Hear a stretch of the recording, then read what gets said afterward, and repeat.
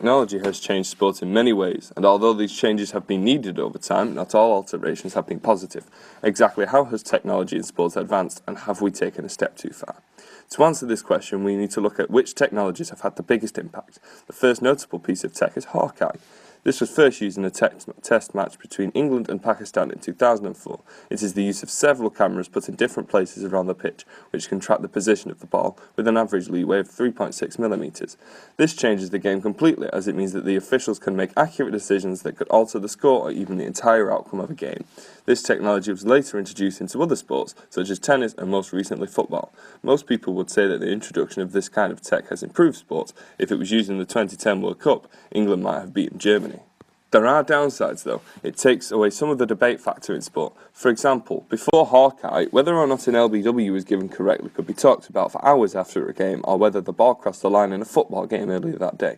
It added a social side to the sport. Rio Ferdinand, former Manchester United and England defender, agrees with this statement, saying in an interview with The Mirror, "Incidents like that add to the game because it runs into radio phone-ins, people talk about it in the pub and in other media. Was it a goal or wasn't it?"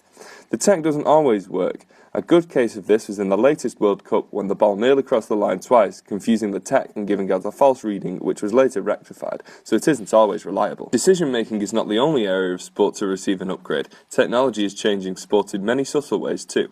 With advancements in materials used in sport, athletes have an extra boost than they used to.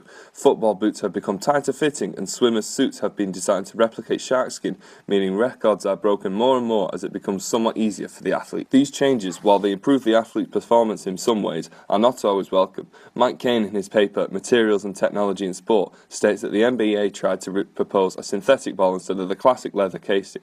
This idea was rejected as it irritated players' fingers due to the rougher surfaces of the ball. If it gets to a point where this tech becomes destructive, where we take it for granted, sports seems to think that the more tech the better, specifically saying the longer the sport continues working in tandem with those pioneering in the newest in technology, the better. In my opinion, we should stick to the amount of tech that we use now, as there is still some leeway for decisions, but not so much that it would ruin the game. Sad to say, but I think that things such as Hawkeye and the advanced materials we use have already become disruptive technology. The referee doesn't think twice if his watch tells him the ball crossed the line, so maybe we can call this kind of tech disruptive so soon after its introduction.